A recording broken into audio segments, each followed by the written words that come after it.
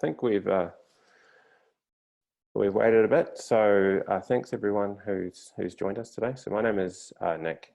I think most folks on here know me. I'm one of the two owners of a company called iPhone Property. We're an investment property agency. We've been around for more than 10 years, specialising in finding residential primarily, which is why this opportunity is so interesting, property investments in New Zealand. And I organised this webinar today to have a discussion around an opportunity that for us has been quite new. It's been really interesting to work through it and start sharing with people. And that is a commercial development, light industrial property that's going into the Tauranga Gateway region in the northern part of Hamilton. And we've been very lucky through this to have helping us with the material that we've sent out and help us answer questions.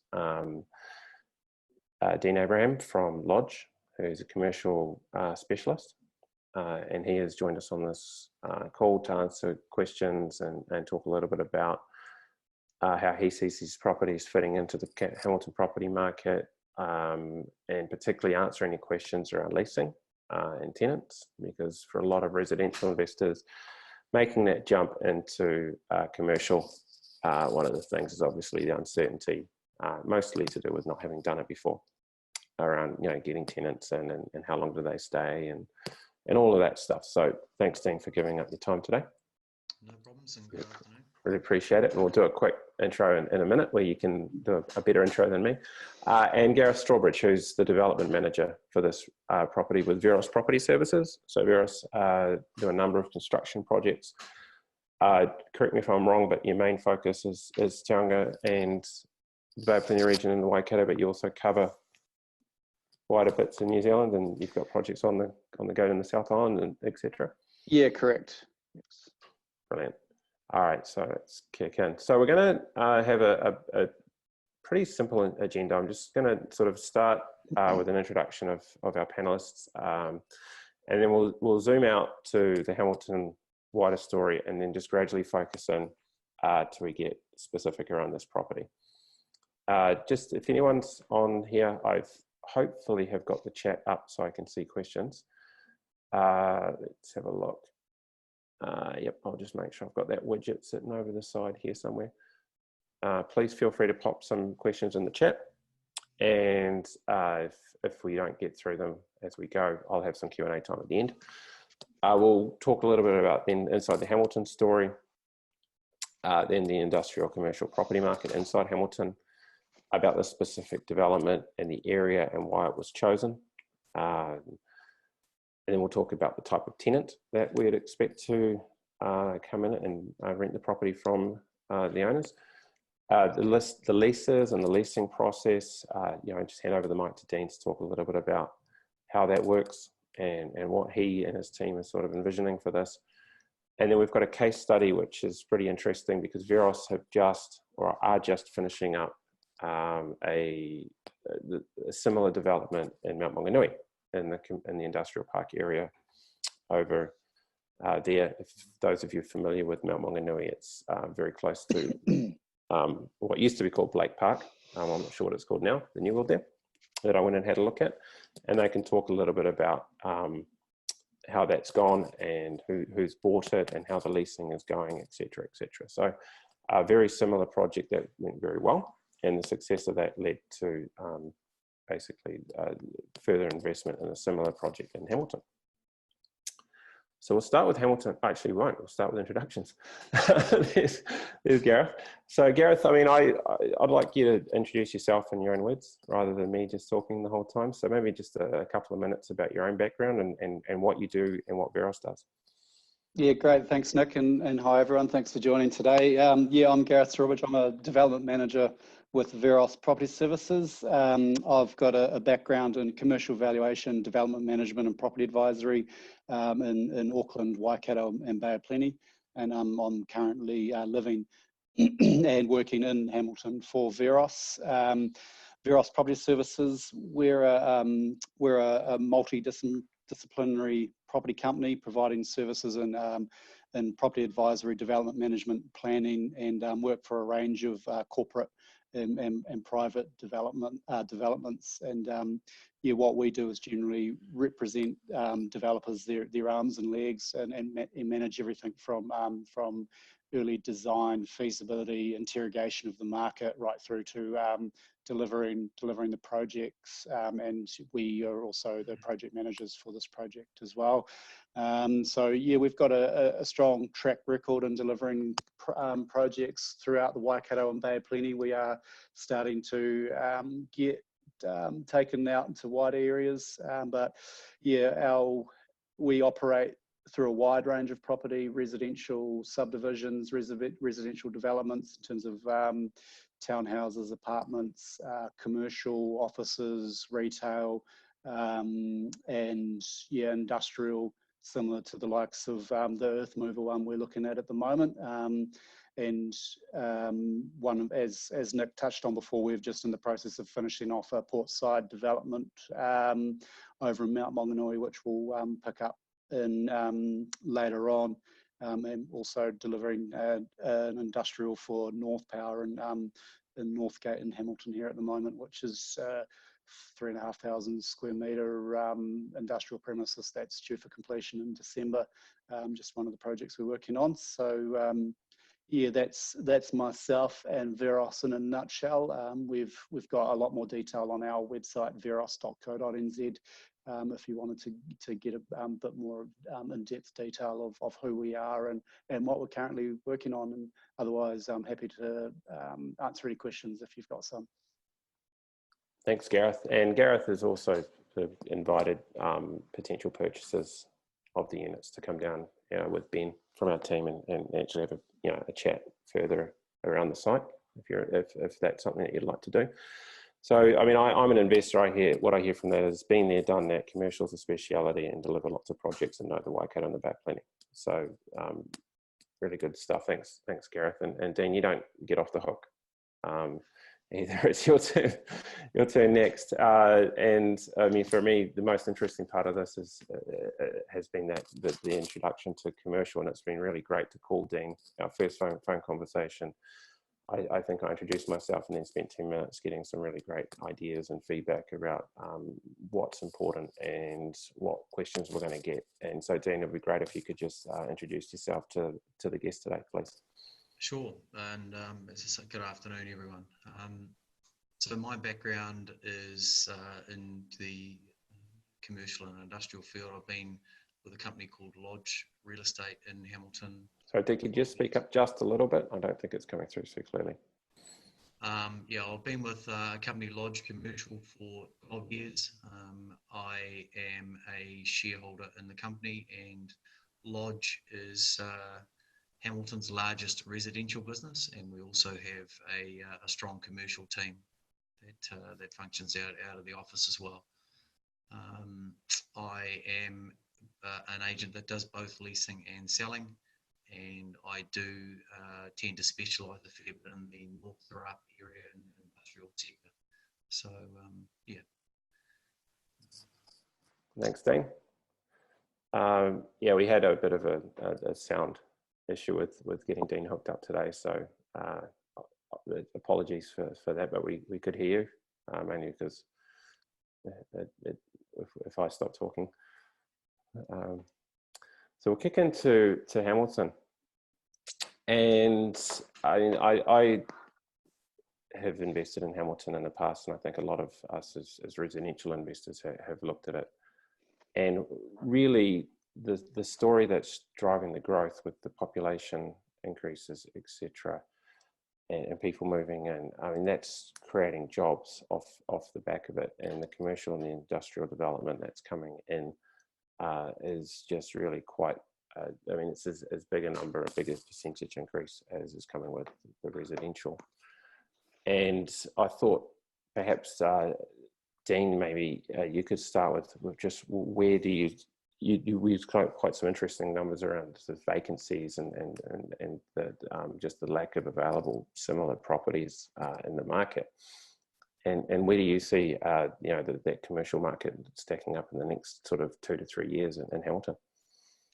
Yeah, well, I think one of the big things to note is there has been very little development of properties on spec for lease since the last property cycle. So 2005 to 7, there were a handful of these industrial complexes constructed, and there have been none built since. So the bulk of the building that has gone on in Hamilton in the last 3 or 4 years, which has tended to be owner-occupier dominated because of the low interest rate environment.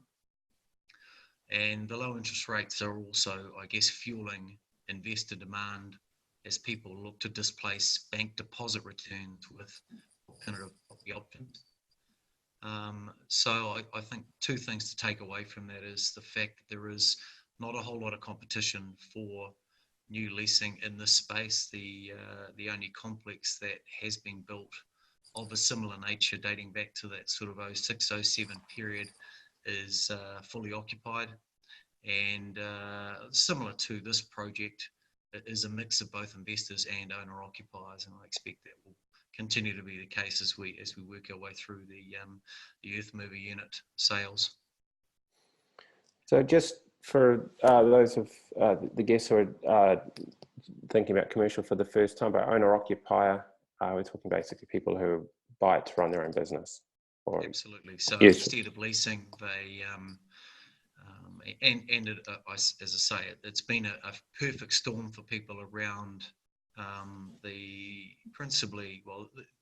guess the improvement in the economy performance from probably the 2013 through to 2018 in particular, coupled with, almost contradictory, the lower interest rate environment we've seen. The OCR obviously get to historically low levels, and 1%, people are being able to borrow at between sort of 4 and 5% for commercial developments, and where rates of return have traditionally been higher, it has been a no-brainer for them to look instead, while they've got a well-performing business and a low interest rate environment, it has made sense for them to own and occupy their own properties instead of obviously paying the landlord in that case. So there's been, the upshot has been that there's been very little development done here with purely with leasing in mind. Well, almost none, I think. I mean, just looking through the material, putting this presentation together. So that's interesting. Also, the fact, I mean, when you buy into a development, again, putting my investor hat on for a residential development, you might buy into a 30, 40 unit development, and there's always a messy bit right when it hits the market and all the tenants. So, you can, it can take a while to lease all the units. However, for something like this, with the size of Hamilton, there's 23, I believe, units in total. And if we assume that half of them are going to go to an owner-occupier, then, I mean, it's 10. And then they're all different again. So it's just feels like a little bit like a small drop to, versus what's happening with the population growth and the job growth. Yep, and I'd concur with your summary there, Nick, for sure. As you say, there'll be a combination of properties that are owner-occupied. There'll be some investor stuff that we will need to lease, but there is a spread of sizes and locations and attributes relating to those different units. And, there's not going to be a whole lot of competition for the same thing at the same time when the development's completed. And Gareth, you would have had a similar sort of idea when you did your research on where to put the properties. So I think our next slide, if I get it right, actually, so we'll skip that one.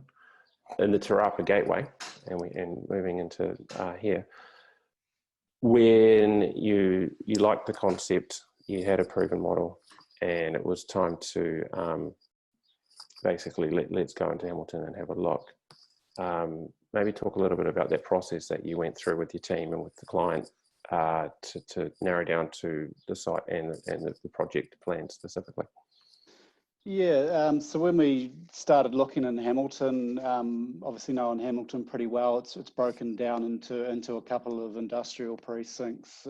Frankton's more sort of your older traditional industrial, and Te Rapa's got an older traditional part of it, and that's where the bulk of the development has been since the early 2000s, and it's be the largest industrial precinct in the Waikato. So there was an availability of land there, sites available that suited us in terms of availability, timing, and the other key drivers was accessibility. There's good links to State Highway 1. For now, State Highway 1 comes out of Hamilton when the bypass comes in, so that for us increases connectivity through to Auckland, and it's got a strong residential catchment and accessible through Wairiri Drive that you can see on your screen there, connects through to all of North Hamilton really, and over the bridge to Rototuna and Flagstaff, which has been the key growth cell in Hamilton over the last few, probably 10, 20 years, 30 years. So for us, this location made sense. There's a lot of occupiers that would also be accessible to them and their supply networks as well. So it was all about availability, connectivity, and your residential catchment that made this location fairly obvious for us. Brilliant, thanks. And I'll see if I can jump back up a slide. Hopefully I click the right button here. So just a little bit, it's more about the residential side that's underpinning this for those watching from home. Population, similar to Tauranga, percentage-wise increases in actually not a very long time, 12 years from now, is due to hit 190,000. A couple of years ago it was 165,000. That's an awful lot of people moving and needing jobs and starting up businesses. Just took a quick check on Stats New Zealand last night, and number of dwellings consented is still higher than the previous year, which is when we were supposed to be well into our construction boom for residential, so that hasn't slowed down. And if anyone is interested, go check out the Hamilton Council website and have a look at their 20-year plan. It was released last year. It's really, really fascinating to see that the theme is growth and just the amount of money that they plan to invest in not only re-updating old assets, but new assets and new spending to basically pave the way for what's coming, both in terms of population and in businesses. So I thought a few extra things to keep in mind there, guys. Yeah, if I can just jump in there as well, sure. Nick, another key driver is there's been a bit of focus on in the last few years as the Hamilton to Auckland corridor, and that the local governments and the national government are joining together to really plan delivery of growth and growth cells between Auckland and Hamilton. And with that is expected a lot of population growth. There's also, with that comes the commuter rails that they're starting to kick off between Hamilton and Auckland, and the transport hub, the main train station for that commuter rails is in by the base in Te Rapa North. So the growth through that corridor is really expected to Hamilton's going to benefit from that significantly, especially from a production manufacturing perspective where you increase connectivity, the availability for land for industrial development and the likes of Hamilton is there's more of it available and priced more competitively than the Auckland market. And you are seeing a lot of Auckland industrial occupiers moving out and looking to places like Hamilton, which is driving growth as well.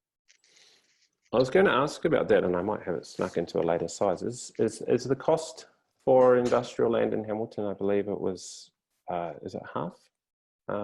Maybe not half, but there's a big drop-off versus Auckland. It would have easily been half. I think Hamilton's probably caught up a little bit in recent times, but and there's not often a discount for scale. So if you're an occupier in Auckland looking for 1,000 square metres or 10 hectares, you're paying a pretty similar rate. I think the issue with Auckland a lot of the time is one is the cost of land, but two is the availability. Another main driver when you talk to some of these big occupiers who are heading out of Auckland is just it's their supply of labour, and their supply of labour having affordable housing proximate to where their work is, and that's been a pretty key driver to these big guys moving out of Auckland to the regions. Yeah, we're seeing more and more of that. Okay. Yeah, I think just to add, I think one of the other things that does sort of add to the location is Hamilton City has typically been a city that where all the industrial activity was on the western side of the river and all the residential living was on the eastern side.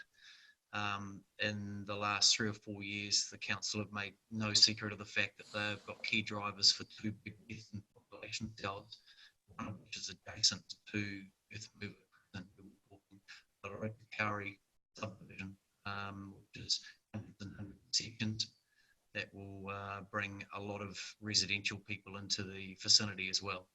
And with the trends for sections to get smaller, for houses to be compressed in terms of size, the price points and things, garaging and things like that, and off-street parking have been compromised. And I think units of this size are going to be also very popular for people in the area that need that extra capacity, whether it be boats, jet skis, other cars, etc. Right. So I think, yeah, the sound is not great. So I'm just going to paraphrase some of what Dean said, just in case it didn't go through. And it was more about the fact that Hamilton City is really pushing to add more residents closer to where in the north and in areas closer to this district. And he touched on the Rotorua subdivision, and that's an interesting one again. If you go back and look at that district plan that I mentioned in the previous slide, that is front and centre on the 2 residential districts in Hamilton. That's the second one that they touch on, and a major focus for infrastructure development around adding new housing in the next 12 years or so. So absolutely, there will be more and more people coming and needing housing, and it's going to get closer to these work zones. So we'll keep focusing in, and we're now looking at the development itself. The units are various size, and I think folks on here might have seen the marketing packs that we sent out with the different specs and scopes, but I'll try and actually bring up the PDF that I have of, let me just get it, the actual units themselves, and you can see the properties. Let me just move my head out of the way. And this is probably a better view, I think, of the properties. And perhaps, Dean, if you could share just what you think the typical tenant profile would be in these properties, because that's something we're getting asked a lot. Yeah, I think there's going to be a combination of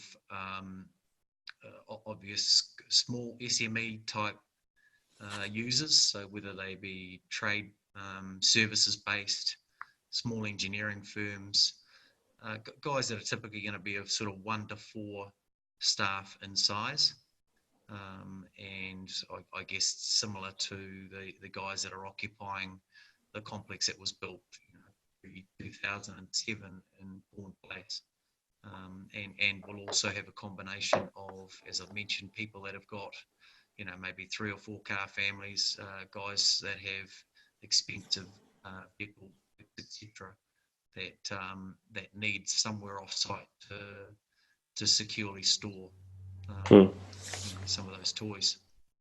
It's just, I'm a long way away as an investor of needing a separate dwelling to store my toys, but it's good to have goals. Oh no, and we've got. I think it's really we can't lose sight of the baby boomer push that's coming through, the affluent.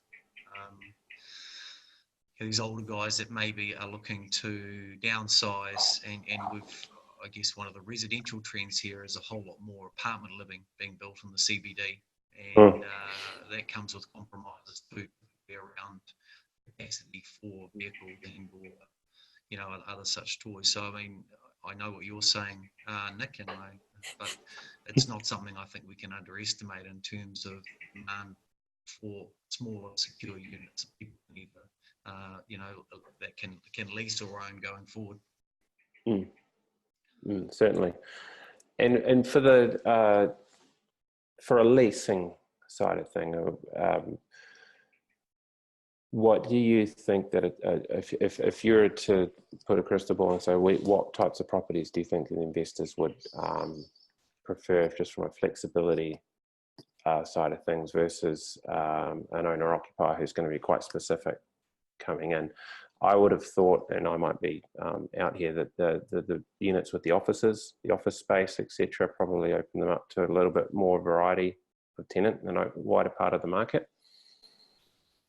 Yes, I would concur with that. I mean, it's very rare that someone who has a business, or even a small trade, like a plumber or electrician or something, they invariably have the wife or another part-time person who needs an office space to work from.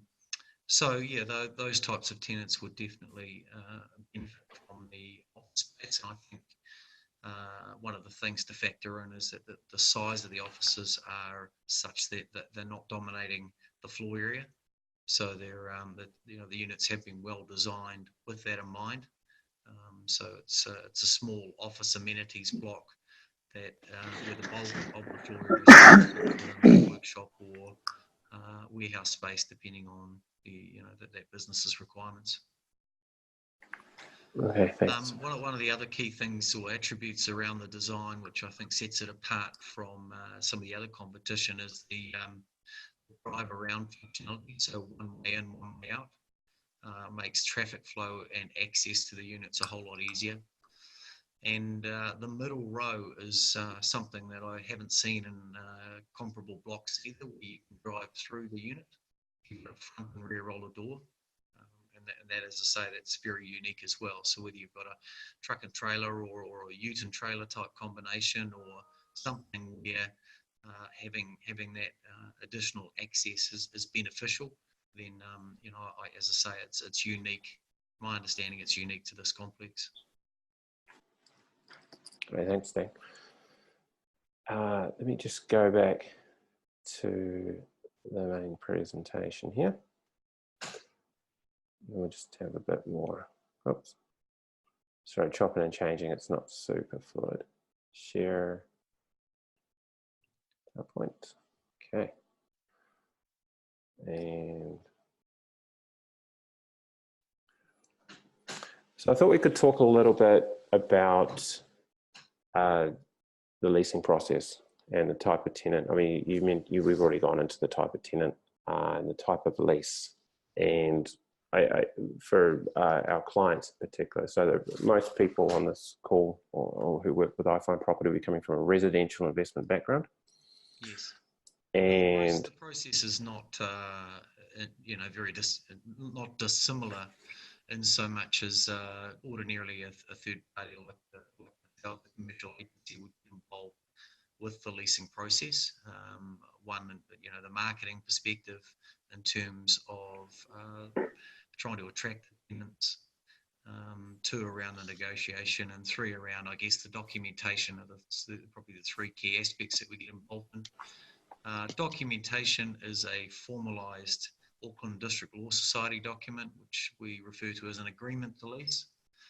And it's probably sufficient for most of the buildings of the size that it would probably stay in an agreement to lease, rather than typically a larger property might then progress through to a deed of lease, which is as the name suggests, a deed between the landlord and the tenant. An agreement to lease, which is a precursor to the deed, is a fully binding document, and certainly other than the fee that we charge from a leasing perspective, which is success-based. So, like selling the house, you don't pay for any of our services until such time as we have a result.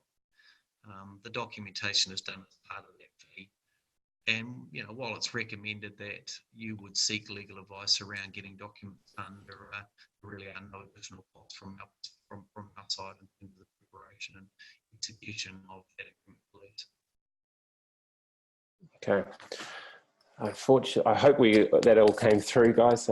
Maybe sorry, Dean, we're just having real trouble with the audios. I'm not sure. I don't know why that Yeah, we'll push on, and I think when I polish this up to send back to the attendees, I'll up the mic on when you spoke, so I'm sure it'll come through a bit later. And the last comment's interesting because on this, the bullet point on this slide, just you know, normally when you buy commercial or look at commercial, the leasing rates are, you know, dollars per meter square, and it's fairly well known for in this area, properties are renting at X sort of thing, and it's done on size. And something you commented to me early on is that for properties of this size, which is quite small for the commercial space, it will be quite similar to a residential, and then it's going to be a sort of $1 per week sort of deal, and that's basically around the scale that the tenant operates at more than anything. And am I right there? Yep. Yeah, exactly. I mean, you know, just for ease of calculations, the small units are 300,000, and we're talking 5%. And we're talking about someone having to pay around $300 a week to lease that premises. It's very similar when we look at offices. You know, if we've got offices, an office within a larger space, it always comes down to dollars per week. That's really what people relate to, and it gets slightly distorted on a dollars per meter basis because of the size of the tenancy. But yes, it's people that are leasing these smaller premises, it's far more relevant to them dollars per week than dollars per meter. Yeah, and that's not dissimilar. I think another idea would be if you think about building, the cost to build. A lot of the cost to build is in the walls, the windows, the electrics, etc. And in a smaller space, you still, you know, you've got less floor space, but you've still got all of the expensive features of a building in that. Yes. Yeah. All right. So let's jump into. I think we've gone into the profiles of tenants of owners. You know, can I jump in there, Nick? Yes. And I'm not sure if you've covered it off on a previous slide. If we go back just to about the development, I can just touch a little bit on the construction. Yes. There, and so we've gone through the design process, having done this sort of development before, and given the nature of these developments and the occupiers, we've really aimed for to provide a high quality development that's built to last. You know, it's all concrete foundations, concrete intertenancy walls, long run colour steel cladding and long run iron with minimal roof penetrations, just really designed to be low maintenance and long lasting, and as well as you know, putting a little bit of design into them to provide a bit of colour and a bit of attractiveness at the same time. Yeah, I like the colour. I went and checked out the Portside ones that we'll touch on at the end. And I believe, just from chatting with Dwan Lancashire, the director at Veros, about that, there are a number of learnings that you took away that led to this design. A couple he mentioned, and I hope I get this right, is the height of the building. You brought it down 850 mils, I think. Just found that it was an unnecessary height. Yep. You know, the front feature, the appearance definitely looks quite sharp. It's definitely got more of a street frontage sort of look to it, and I like the fact that the concrete wall sort of protrudes a bit out the front, which offers a bit more capacity for the tenant or the owner to add some branding and signage. Yeah, correct. To their properties. And there's a couple of car parks vary per unit, but most of the ones, except for the units I think that have no office, have at least one car park dedicated. Yeah, correct. It's 2 to 3 car parks, oh, right. depending on which units. But yeah, we find car parks as fairly critical for occupiers, both owner occupiers and tenants. So when you're able to provide them with enough car parking, then it definitely adds to the attractiveness of the units. Yep, sure, thanks. Okay, so we're getting into profiles of tenants and owners, and then I think we're talking a little bit about the leasing process, although Dean covered that off quite a bit on the previous slide, so we might rip through that one pretty quickly. But just to recap, I mean, it's smaller businesses. I've been to the site. It's in and around bigger commercial properties, and so retail for off-site storage, manufacturing, freight, Hamilton-based footprint for out-of-town businesses, businesses in Auckland basically moving down to Hamilton for just a cheaper base to operate from, and still then move their product and service up to Auckland. There's really a large variety, and New Zealand's built off the back of small businesses, so I don't think there's any shortage of potential customers to lease the property. Sorry. And so Dean, I'll run through this just because we've had the sound issues, but please interrupt if you think that I'm missing something. But one of the big differences for this property versus a typical commercial, much larger, warehouse sort of thing, and this is really something that we're getting asked, is how long does it take to find a tenant and how long will they stay? And with a smaller business, what we've been hearing from the start, and we've checked out a couple of other developments, etc., is really the leasing process starts 2 to 3 months from completion, just because the typical tenant, that small operation, basically needs certainty of schedule and cost, and they want to see a completed property. They're not operating at the scale where you can plan a warehouse space 3 years out and work towards that. If you're starting a business or running a small business, you're busy. You don't have a team to go out and do your land acquisition. It's you and your partner or your son. And typical leases can either be on even a periodic, however, 1 to 2 year leases, and with a commercial, as you negotiate the lease, and this is part that Dean's team helps with, is the right to renew and how the increases, etc., will be handled through that renewal period are agreed at the time of lease.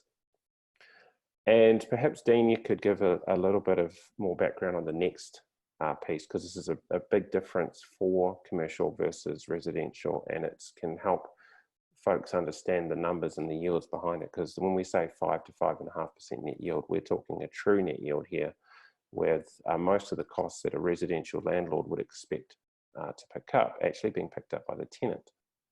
So could you just run through that and perhaps reinforce that? That's exactly right. And an agreement to lease captures off what we call an outgoing schedule, which defines the costs that the tenant will pay in addition to the agreed annual rental. And there are provisions for, as you've listed there, corporate insurance, so they would come under the same heading. And I guess your owners will be familiar with the corporate structure. The Unit Title Act describes that the body corporate must hold insurance for the building. So that is a portion under the unit entitlement section of the title. Rates will be individually levied on the building, but they will be passed on and recovered from the tenant, and that's both Hamilton City Council and Waikato regional rates. And as you pointed out, also that there are any of the fit-out costs, etc., would also, any specialisation would be primarily be met by the tenant at their own cost as well. So on top of the consumables that you'd expect in a residential investment, you will also be getting these additional outgoings, which would, as you pointed out, result in a true net return basis. Fantastic. And avoid all of the fun that residential investors are having with the RTA. Yeah, I think it's important also to recognise that as those outgoings change, the ability to recover, so an increase in both rates and insurance, they are captured at the time of invoice. There's no stand down time for being able to recover those higher rates. So if rates go up on the 1st of July, which is our rating year, in the next quarter you can recover that higher rate cost. Similarly, insurance renewal, those costs are increased and passed through and immediately met by the tenant. No, thanks. That's really interesting, and I think if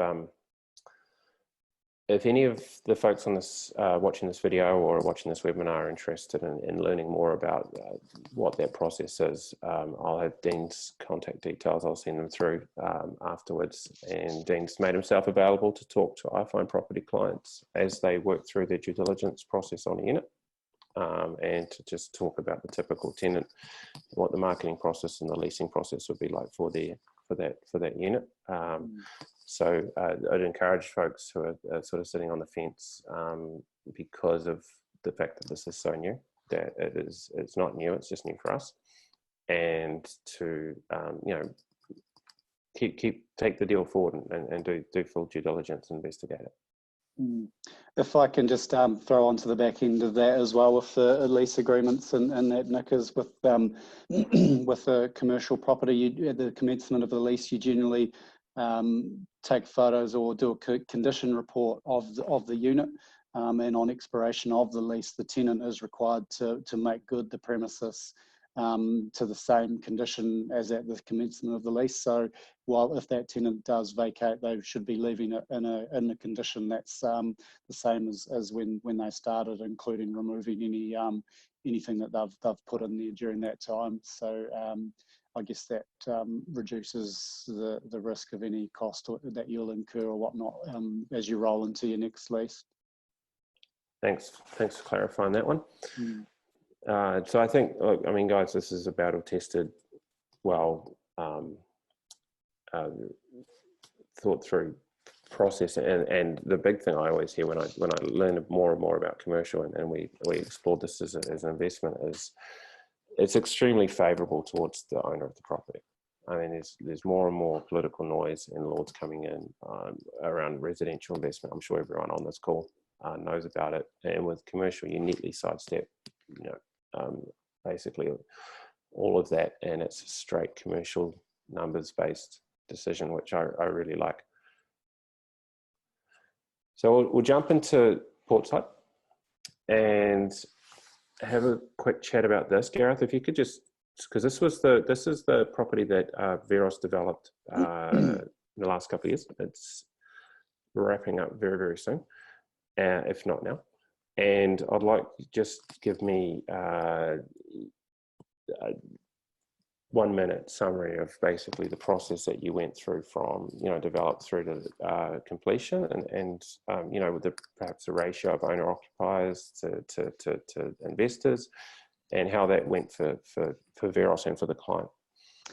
Yeah, not a problem. I wasn't directly involved with this development, but it was a Veros project, and the developer that we were leading that on behalf of is the same parties involved with Earthmover.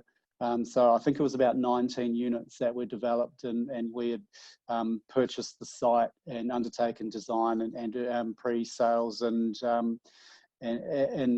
contractor procurement and worked through the whole design process, and everything's gone really well for us. And as Nick said, we're sort of really at the back end of that project at the moment.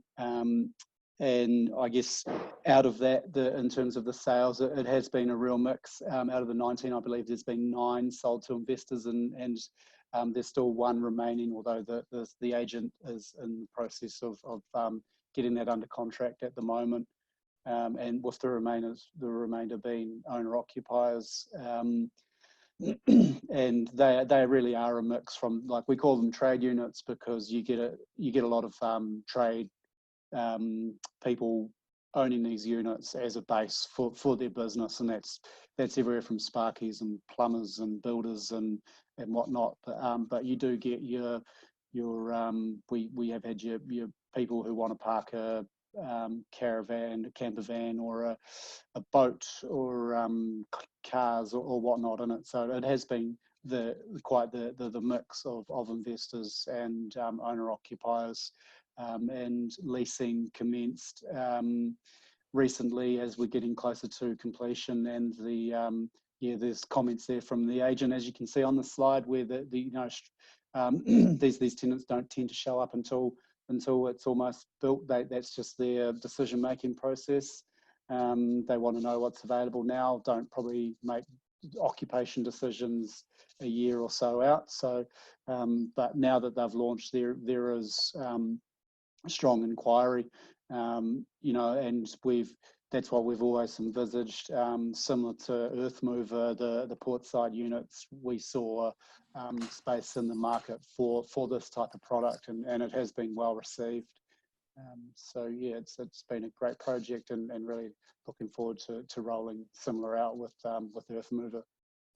And Tauranga is a smaller industrial market than Hamilton.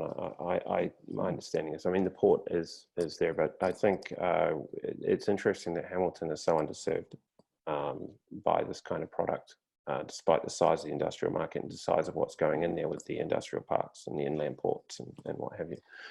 Yeah, So correct. And Tauranga it's a smaller city, and you know there's I guess one of the differences with Portside is there's a significant amount of these unit developments existing and being developed, and we've still had success there. So I think that, you know, there's a good opportunity in Hamilton, and we're expecting good demand for these units.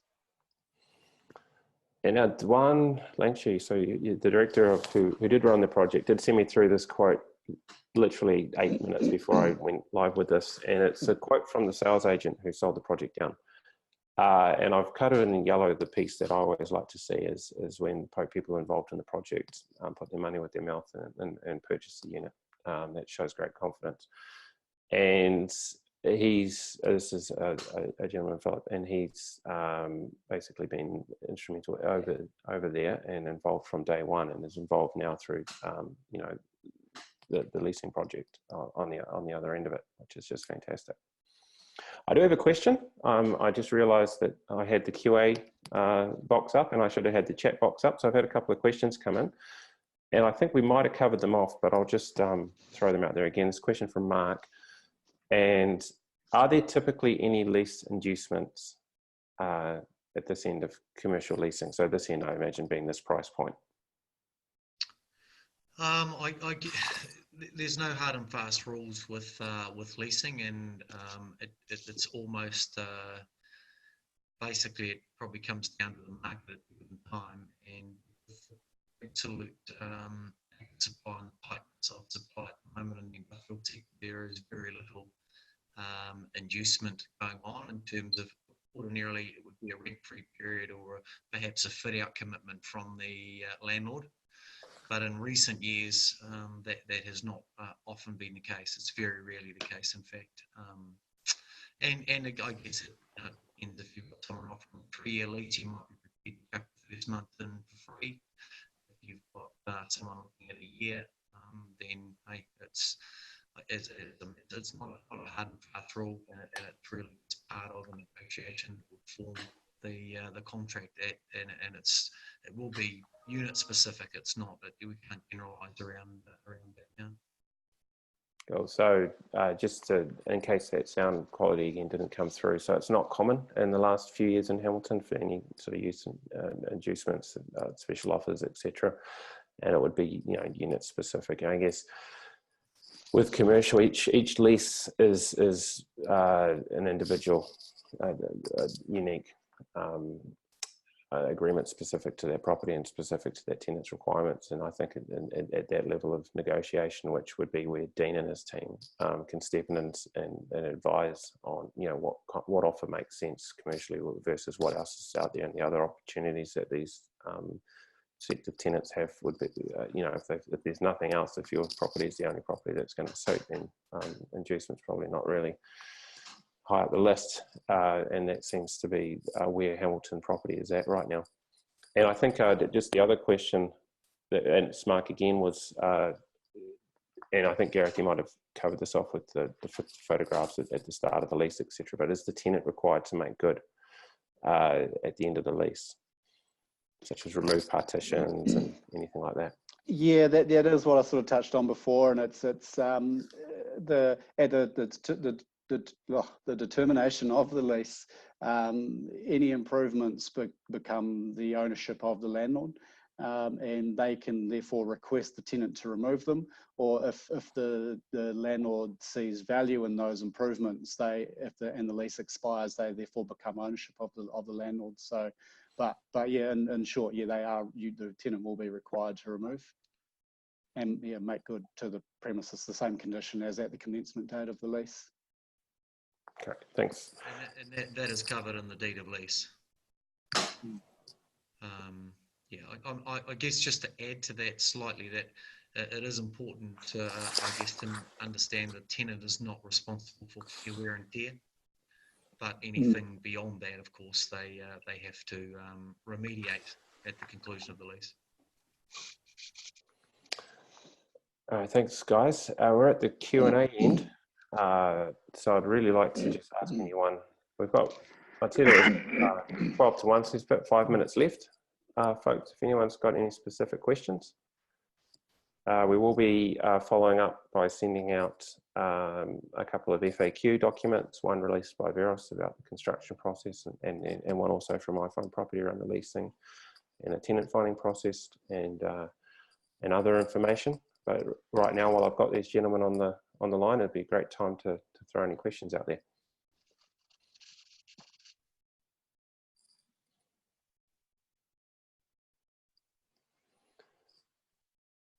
While I wait to see if anyone's going to fire a question my way, just to recap for everyone on the line here. So the process to just investigate the available units and narrow down to what we're after and secure yours would be to get in touch with us. So myself, Nick at iPhindProperty.co.nz, or Ben Meehan, Ben at iPhindProperty.co.nz, and we will put an information pack in front of you and have a phone call to work out what properties would most suit the type of investment you want to make. And it's really a one-on-one conversation. The units are of a size range, as you saw at the start, starting in the 70s and then up to double that. So obviously different price points and different target tenants, etc. So please just get in touch with us, early in the piece so we can reserve something and lock it in and start doing that due diligence. A couple of questions. When will the building be completed? When's the target completion date? So through our funding requirements, we are required to reach a certain level of pre-sales, and that obviously determines when we start to when we finish, but we envisage about when we hit that target, we should, as we're currently progressing design, it'll just be a process of going through building consent, which is probably 2 to 3 months, and from there on construction of about 8 months. And I just caught one of the questions there as well in terms of how many we're at the moment. So at the moment we've got 2 sold and looking to really get into some more sales over the back end of this year. And I guess where we see it at the moment would be late 2020, early 2021, but it is all contingent on where those sales targets are. So the sooner we can get some sales, the sooner we can get on and start building. And no resource consent? No, so you require a resource consent if you are, if you're not compliant 100% with the district plan. And so this activity under the consenting framework is a permitted activity, and that's been our discussion with our pre-application meetings with council to date. And we're in the process of touching base with council again to have another pre-application meeting, probably more around building consent. But yeah. And that's because this is this industrial precinct was designed to deliver this sort of product. Which is good news, because I mean, the resource consent can be a quagmire if you get stuck in that. So it's great that as long as we're stay within those guidelines, obviously the building design is going to be the code, and from then on it's a fairly predictable timeline through to completion. Correct. Got a couple more questions have come in. So deposit requirements. I'll fire these at you, Gareth. Yep. Yeah, so our deposit requirement's 10%, and that becomes out of our funding requirement, and that's payable on becoming unconditional from the purchaser's perspective. And yeah, and as I said, that's just the nature of what our banks require.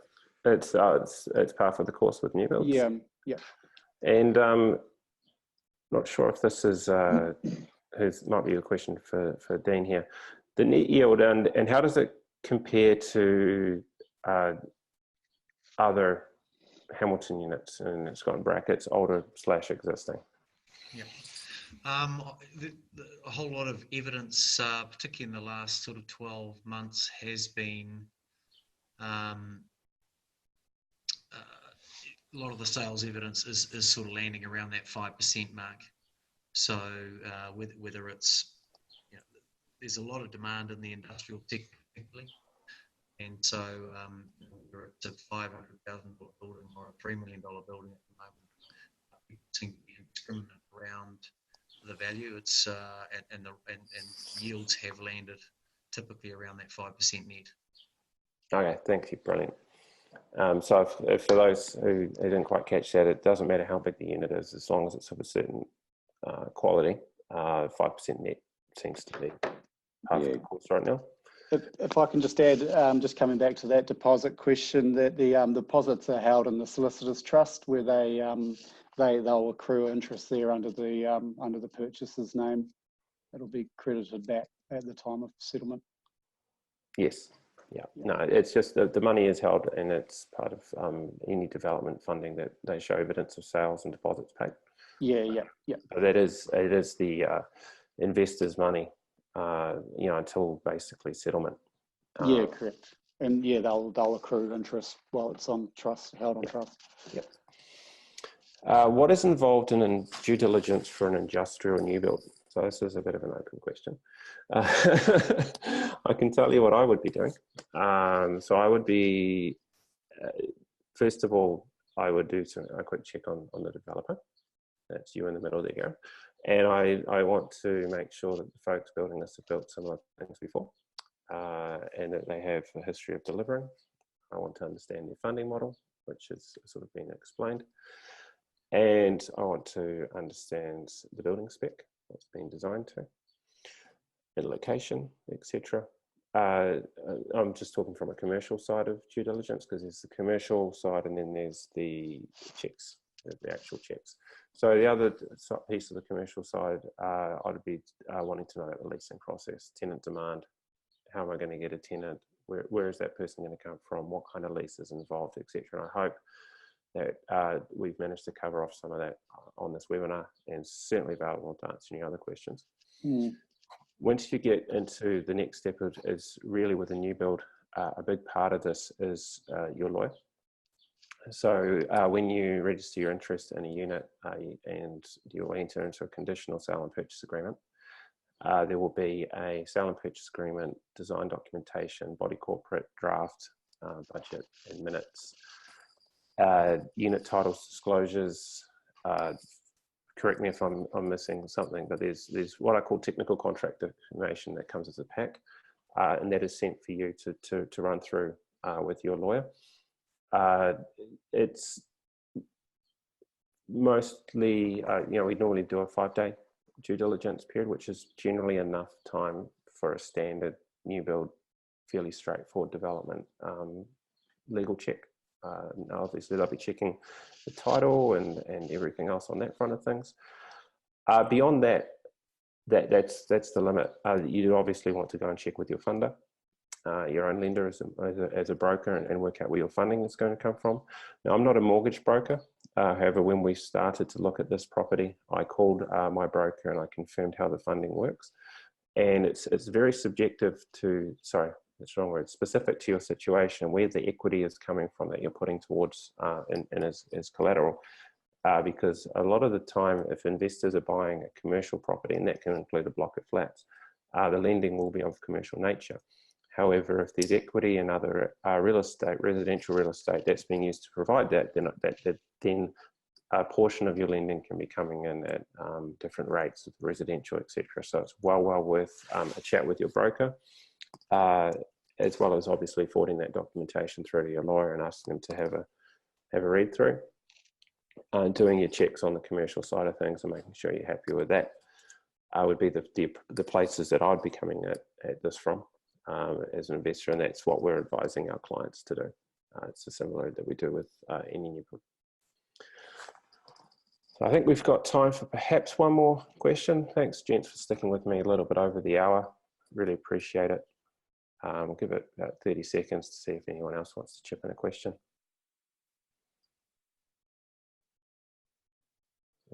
Doesn't look like it.